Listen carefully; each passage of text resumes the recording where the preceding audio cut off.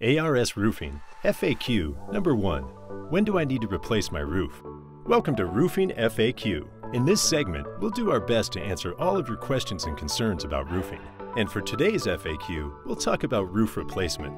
As one of the leading roofing contractors in the Tampa Bay area, Affordable Roofing helps residents and business owners make informed decisions. If you have questions or concerns, please don't hesitate to reach out. So when do I need to replace my roof? Replacing your existing roof can instantly enhance your home's curb appeal and property value. But even if looks aren't important to you, you must pay attention to signs of structural problems to ensure the safety of your home or business. While some minor problems can be addressed through roof repairs, severe roof deterioration may require roof replacement.